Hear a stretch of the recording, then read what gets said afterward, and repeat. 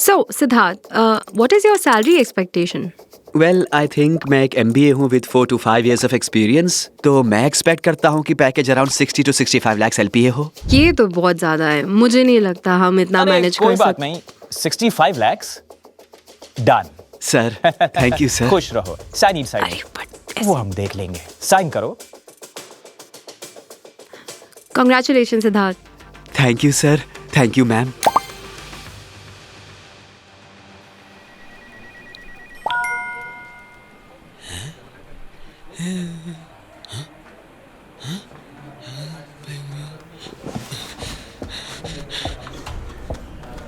Sir आपसे कुछ जरूरी बात करनी है sir. Tell me. Sir interview में 65 lakhs का CTC डिसाइड हुआ था, यानी कि 5.41 lakhs इन हैंड। सर मुझे सिर्फ 1.36 lakhs मिले हैं सर। बेटा तुम्हें पता ही नहीं ये सब कैसे काम करता है। इसका मतलब तुम ये भी नहीं जानते how CTC and in hand works. अब मुझे डिस्टर्ब मत करो, जाकर HR से बात करो। वेट अ मिनट, HR से बात करो? नहीं, आपको ये समझना होगा कि ये कैसे काम करता है, how CTC and in hand works. Because जब आप इन न्यूज़पेपर्स, कॉलेजेस और बाकी लोगों को कहते हुए सुनते हैं कि कितना पैसा मिला, आपको फोमो में आने की जरूरत नहीं है। आपको ये समझना है कि ये कैसे कैलकुलेट की जाती है। तो इस डी इन्फ्लुएंसिंग के एपिसोड में हमने सोचा कि हम डी इन्फ्लुएंस करेंगे सैलरी पैकेजेस को, और मैं बात कर रहा हूं उन बड़े अच्छे दिखने वाले और मोटे पैकेजेस की, क्योंकि उसका फोमो नहीं होना चाहिए। आपको बस ये समझना है कि ये कैसे काम करता है। Will talk about the good, will talk about the bad, क्योंकि पक्की बात है ये लोग नहीं करेंगे। So let's begin.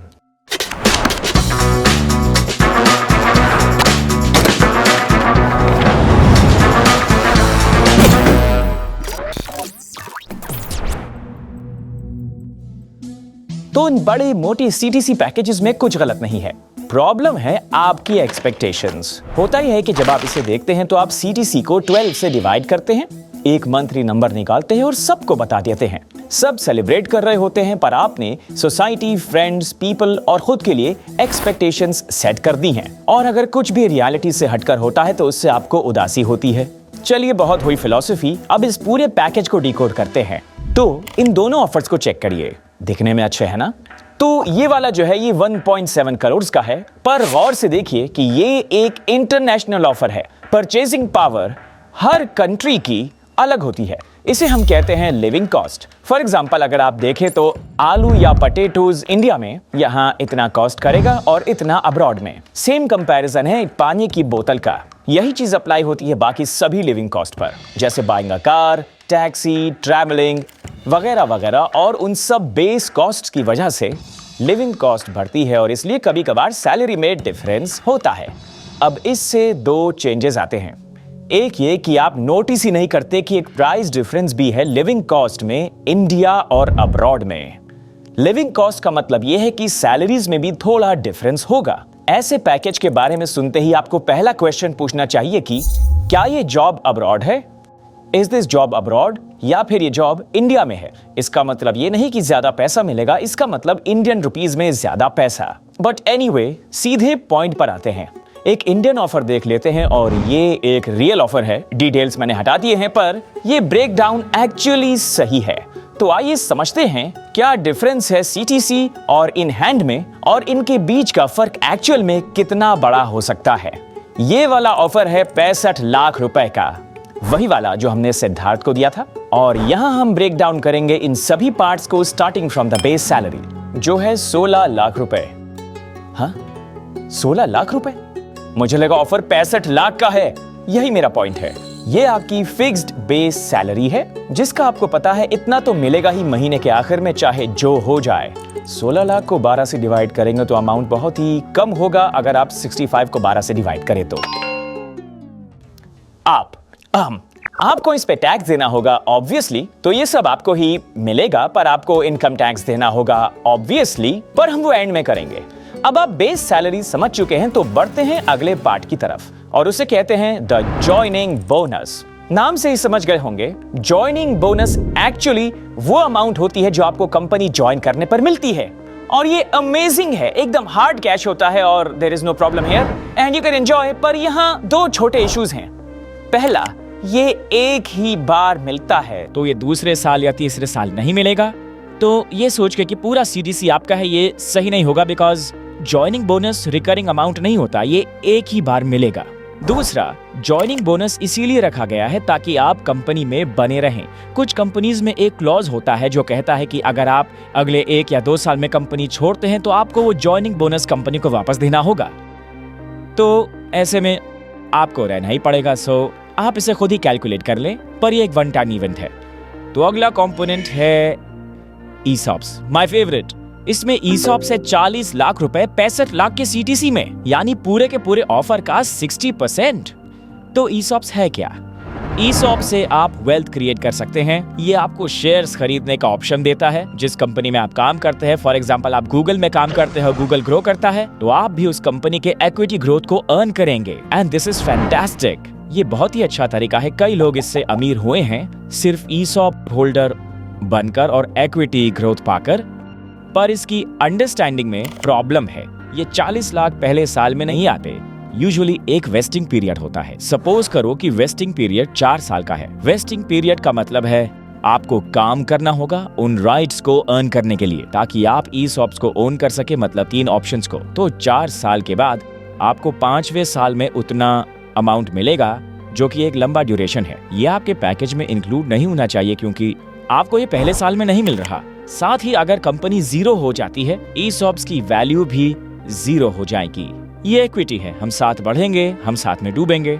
एक प्राइवेट कंपनी में कैश इन करने या आपके ESOPs जो सिर्फ कागज के टुकड़े हैं, उन्हें पैसों में बदलने का एक ही तरीका है, और वो ये कि अगर कंपनी आपके ESOPs खुद बाय बैक कर ले, या कंपनी का एक लिक्विडेशन इवेंट होता है, जैसे कि वो IPO लॉन्च करे, उसे कोई खरीद ले, कोई इन्वेस्टर आना चाहे और आपसे शेयर्स खरीद ले, वगैरह वगैरह। सिर्फ उसी केस में आप इन पेपर्स को कन्वर्ट कर पाएंगे कैश में। और हाँ, बाकी चीजों की तरह जब आप ESOP से अर्न करते हैं तो आपको टैक्स भी भरना पड़ेगा। उसके बाद आता है रिटेंशन बोनस, जो सिर्फ एक रीजन होता है कि आप टिके रहे। तो इस केस में वो है 1 लाख रुपए, और अगर आप स्टे करते हैं तो वो आपका है, और अगर छोड़ देते हैं तो आपको वो 1 लाख वापस देने होंगे। अब ये दूसरे या तीसरे साल ऑफर किया जा सकता है, जो कि पूरी तरह से कंपनी का डिसीजन होगा, पर मैं अज्यूम करता हूं कि इस केस के लिए ये नॉन रिकरिंग हो सकता है। ओके, अगला कंपोनेंट है परफॉर्मेंस बोनस।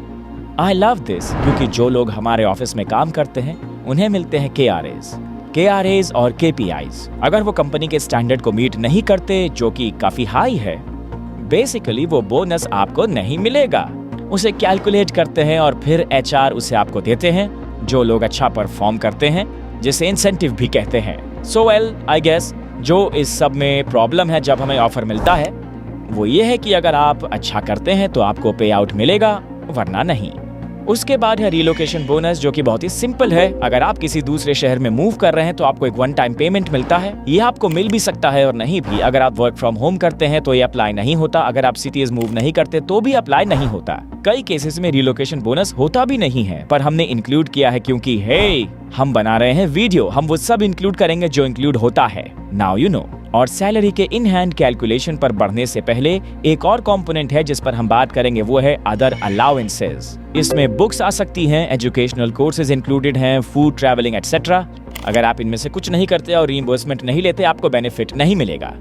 या अगर मील कूपन्स जो आपको फूड के लिए मिलता है वो आपके फेवरेट रेस्टोरेंट में काम नहीं करता, तो भी आपको बेनिफिट नहीं मिलेगा। पर याद रखिए कि ये अदर पर्क्स हैं जो आपको जॉब के साथ मिलते हैं। ज्वाइन करने पर आपको पता भी नहीं होता कि इसे कैसे क्लेम करते हैं। पर ये अच्छी बात है कि आप कोई कंपनी ज्वाइन करें और उसके पर्क्स को एंजॉय करें। तो आप देख सकते हैं सभी कंपोनेंट्स या तो एक बार मिलते हैं या ये किसी फ्यूचर डेट पर मिलते हैं, मतलब कुछ साल के बाद। तो हमें ये पता लगाना है कि ये जो बड़ा सा CTC हमें मिला है, हमारा फाइनल इन हैंड कितना है। तो अगर मैं 65 लाख को 12 से डिवाइड करूं तो बनेगा 5.4 लाख पर मंथ। पर एक्चुअल इन हैंड कितना बना, लेट्स सी। तो अगर मैं 16 लाख लूं और 5 लाख बोनस को ऐड कर दूं, मेरा per month in hand taxes कटने के बाद होगा 1.36 लाख पर मंथ। और आपके पास हैं ESOPs, तो मान लेते हैं कि 4 साल का वेस्टिंग है और अमाउंट है 40 लाख, तो आपको हर साल मिलेगा 10 लाख। वेस्टेड, याद रखिए वेस्टेड, यानी कि सेल के लिए एलिजिबल है पर वेस्टेड नहीं है। इसके लिए कंपनी को बाय बैक करना पड़ेगा अगर कंपनी प्राइवेट है, और आपको उसे एलोकेट करवाना होगा, या ओपन मार्केट में सेल कर सकते हैं अगर पब्लिक कंपनी है। सो मैं उसे यहाँ इंक्लूड नहीं करूंगा, पर अब आप जानते हैं, अब सेकेंड ईयर की सैलरी कैलकुलेट करते हैं। अब कॉमन सेंस कहता है कि हर साल कुछ बम्प मिलना चाहिए बेस सैलरी में। सो लेट्स अज्यूम कि 10% का इंक्रीज है और मान लेते हैं कि आपको परफॉर्मेंस बोनस भी मिला है। मैंने यहाँ 1 लाख रुपए रिटेंशन बोनस भी ऐड किया है, तो कोई ज्वाइनिंग बोनस नहीं होगा। सभी कैलकुलेशंस के बाद जो फिगर हमें मिलेगा वो है 1.25 lakhs। और हाँ, याद रखिए कि अगर आप 1 साल के अंदर जॉब छोड़ देते हैं तो वो 1 लाख का रिटेंशन बोनस आपको नहीं मिलेगा। अब ये सब समझने के बाद एक सवाल पैदा होता है। चलो देखते हैं कि इंडस्ट्री में क्या होता है, स्टार्टिंग विद कॉलेजेस।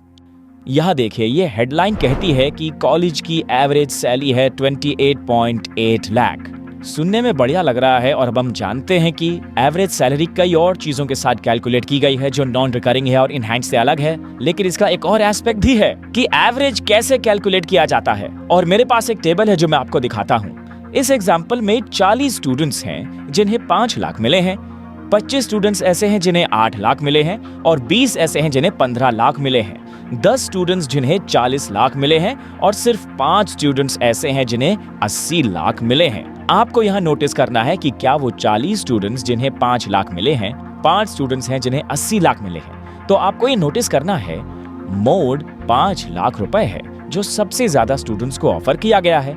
ये असल में सबसे ज्यादा रिकरिंग नंबर है। दूसरी चीज ये कि मीन है 15 लाख रुपए, और ये 15 इसलिए है क्योंकि कुछ स्टूडेंट्स ऐसे हैं जिन्हें 80 लाख का ऑफर मिला है एकदम स्क्यूड। इस स्क्यू की वजह से 15 लाख का एक इमेजिनरी एवरेज नंबर बना दिया गया है, और यही आप न्यूज़पेपर्स में देखते हैं और आपको लगता है डैम, ये एवरेज बहुत हाई है, पर ये एवरेज स्क्यू की वजह से है। आपको जो देखना है वो है मीडियन जो है 8 लाख। यही वो प्रॉपर बैलेंस पर कई सारे न्यूज़पेपर्स या मीडिया एजेंसीज इस पर बात नहीं करते। वो हायर नंबर की बात करते हैं 15। पता है क्यों? Cause it's juicy। पर ये सच नहीं है। पर यहाँ प्रॉब्लम ये है कि कई लोग जो इसे नहीं समझते हैं वो एक ROI कैलकुलेट करेंगे CGC और कॉलेज फीस के बेसिस पर और सोचेंगे मेरा तो 1 साल में पेमेंट हो जाएगा, let me get this MBA। दूसरी चीज जो मैं बताना चाहता हूँ वो है सोशल इम्प्लीकेशंस। तो यहाँ पर जब एक बढ़िया सी CTC रिवील की जाती है तो कॉलेज अच्छा लगता है क्योंकि वो और स्टूडेंट्स को अट्रैक्ट कर सकता है हायर फीस पर। ये बात है प्राइवेट कॉलेजेस की। स्टूडेंट्स इस चीज से खुश हैं even though he knows the breakup, क्योंकि हे उसकी फैमिली में हर कोई उससे सुपर प्राउड है। और तीसरी बात, पूरी इंडस्ट्री जनरली अच्छी दिखती है, इसलिए ये कभी ब्रेक नहीं होगा। ये चक्रव्यूह सेल्फ सर्विंग है। इसका हर पार्टिसिपेंट इसके नैरेटिव से खुश है। आई होप आपको ये एपिसोड इंटरेस्टिंग लगा होगा। और कौन से एपिसोड्स हम पिक करें जिनको हम डी इन्फ्लुएंस कर सकते हैं, कमेंट्स में हमें बताएं। पूरे प्रोडक्शन क्रू को थैंक्स कहिए क्योंकि इन एपिसोड्स को बनाने में बहुत ज्यादा मेहनत लगती है। सभी डी इन्फ्लुएंसिंग सीरीज और साइकोलॉजी सीरीज को देखिए। More shows are coming out on 01। अच्छे कॉमेंट्स का इंतजार रहेगा। गुड बाय, मिलते हैं अगले एपिसोड में। Thank you sir, thank you ma'am.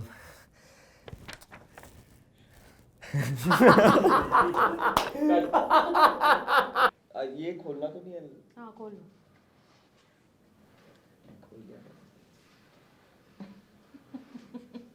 Tandoori chicken खाने का मन कर रहा है। सू कर मेरे मन को किया तूने चला suit. But guys, look, founders are amazing people and they really work hard to pay your salaries. So send a flying kiss to them. They're doing a good job.